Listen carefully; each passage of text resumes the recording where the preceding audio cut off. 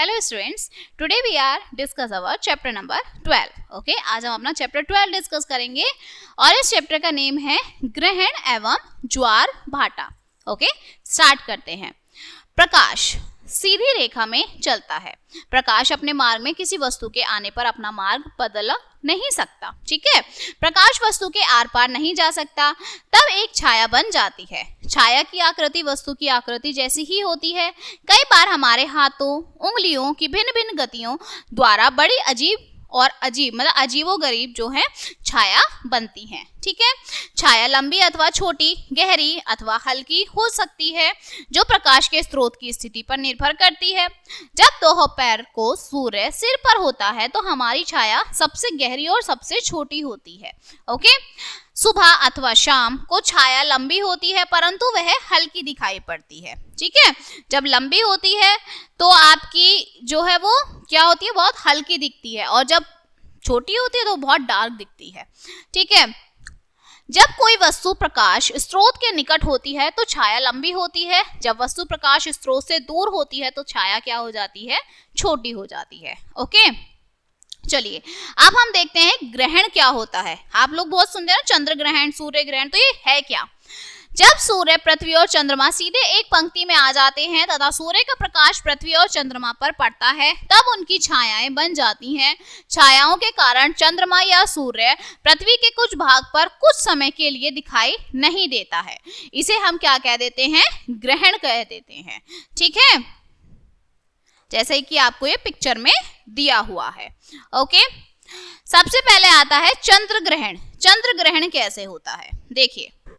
चंद्र पृथ्वी की परिक्रमा करता है। चंद्रमा पृथ्वी की एक परिक्रमा 28 दिन में पूरी करता है। परिक्रमा करते समय कभी कभी सूर्य, पृथ्वी और चंद्रमा एक सीधी रेखा में आ जाते हैं।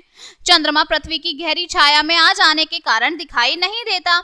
इसे पूर्ण चंद्र ग्रहण कहते हैं। ओके, परंतु जब चंद्रमा हल्की छाया के भाग में पड़ता है तो यह आंशिक रूप से दिखाई देता है। इस आंशिक चंद्र ग्रहण कहते हैं। यहाँ तो हमारा पूरा है, ठीक है, यहाँ हमारा आधा हो जाता है। क्लियर, इस तरह से।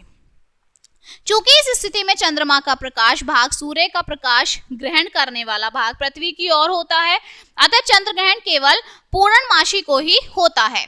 किंतु प्रत्येक पूर्णमासी को चंद्र ग्रहण नहीं होता है, क्योंकि प्रत्येक पूर्णमासी को सूर्य, पृथ्वी और चंद्रमा एक सीधी रेखा में नहीं होते हैं। ठीक है, चंद्र ग्रहण पूर्णमासी को ही होता है, किंतु यह केवल उन स्थानों पर दिखाई देता है जहां पूर्णमासी की रात होती है। ओके, नेक्स्ट होता है आपका सूर्य ग्रहण। अब ये सूर्य ग्रहण क्या होता है, ठीक है, जब पृथ्वी की तरफ सूर्य का प्रकाश चंद्रमा पर पड़ता है तो उसकी छाया बनती है। चंद्रमा जब पृथ्वी की परिक्रमा करते समय कभी कभी सूर्य, चंद्रमा तथा पृथ्वी की एक रेखा में आ जाते हैं। चंद्रमा की गहरी छाया पृथ्वी के किसी भाग पर पड़ती है।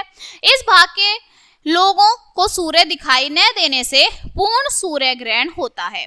पृथ्वी के भाग जो चंद्रमा की हल्की छाया में होता है उन पर आंशिक सूर्य ग्रहण रहता है, क्योंकि इस स्थिति में चंद्रमा प्रकाशित भाग सूर्य का प्रकाश ग्रहण करने वाला भाग पृथ्वी की ओर नहीं होता है।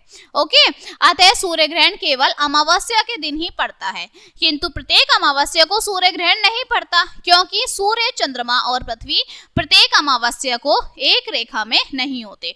इसका मतलब क्या है, सूर्य, हमारी पृथ्वी और चांद अगर ये एक साथ आ रहे हैं तो क्या बन जाता है, आपका चंद्र ग्रहण। और अगर यहाँ पर आपका क्या आ जाता है, चांद आ जाता है पृथ्वी और सन के बीच में, तो क्या हो जाता है, सूर्य ग्रहण हो जाता है। हमें ग्रहण के समय सूर्य को नंगी आंखों से नहीं देखना चाहिए, क्योंकि इससे हमारी आंखों को हानि पहुंच सकती है। ओके, देखिए जैसे ये है, अगर सूर्य और पृथ्वी के बीच में चंद्रमा आ गया तो सूर्य ग्रहण हो गया। ओके, और अगर सूर्य और चंद्रमा के बीच में पृथ्वी आ गई तो चंद्र ग्रहण हो गया। ओके, सूर्य को लगातार देखते रहना असंभव नहीं है, क्योंकि यह बहुत अधिक प्रकाशमान होता है। सूरज जो होता है वो बहुत ज्यादा क्या होता है, प्रकाशित होता है। पूर्ण सूर्य ग्रहण प्रकाश को समाप्त कर देता है। वैज्ञानिक इस समय सूर्य की बाहरी परत प्रभामंडल का अध्ययन करते हैं। ओके, नेक्स्ट आता है हमारा ज्वार भाटा। अब ये ज्वार भाटा क्या होता है? ज्वार भाटा, चंद्रमा और सूर्य दोनों ही समुद्र के जल को अपनी ओर आकर्षित करते हैं, ठीक है। चंद्रमा भी और सूर्य भी जो पानी है उसे अपनी तरफ अट्रैक्ट करते हैं, ओके। चंद्रमा सूर्य की अपेक्षा पृथ्वी के अधिक निकट है, अतः चंद्रमा का गुरुत्वाकर्षण बल सूर्य जो होता है उसकी अपेक्षा अधिक प्रभाव डालता है, ठीक है।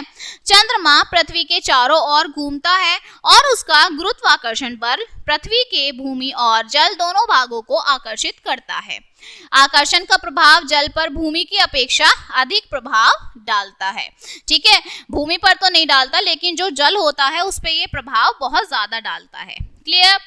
नेक्स्ट, दीर्घ तथा लघु ज्वार। अब ये दीर्घ और लघु ज्वार क्या होता है? ठीक है, पृथ्वी अपनी धुरी मतलब अक्ष पर निरंतर घूमती रहती है। प्रत्येक स्थान पर 24 घंटे में 2 बार ज्वार और भाटा आता है।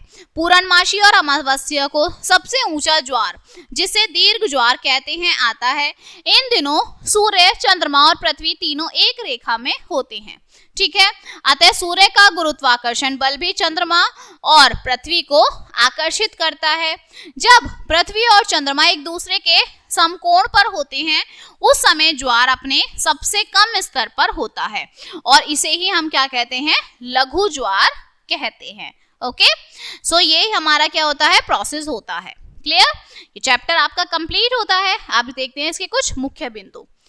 सूर्य ग्रहण सदैव अमावस्या को तथा चंद्र ग्रहण पूर्णिमा को होता है। जब सूर्य और पृथ्वी के बीच चंद्रमा आ जाता है तो सूर्य ग्रहण, और जब सूर्य और चंद्रमा के बीच पृथ्वी आ जाती है तो चंद्र ग्रहण हो जाता है, ठीक है।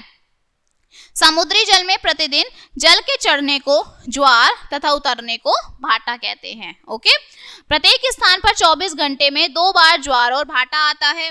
पृथ्वी पर चंद्रमा की जो गुरुत्वाकर्षण शक्ति के कारण ज्वार भाटा आता है, ठीक है। मतलब जो हमारी पानी होता है, जो समुद्र होते हैं, इनमें ज्वार भाटा क्यों आता है? क्योंकि गुरुत्वाकर्षण की वजह से ही आता है। ओके, सो ये चैप्टर भी आपका यहीं पर कंप्लीट होता है and I hope you will understand this chapter. So thank you.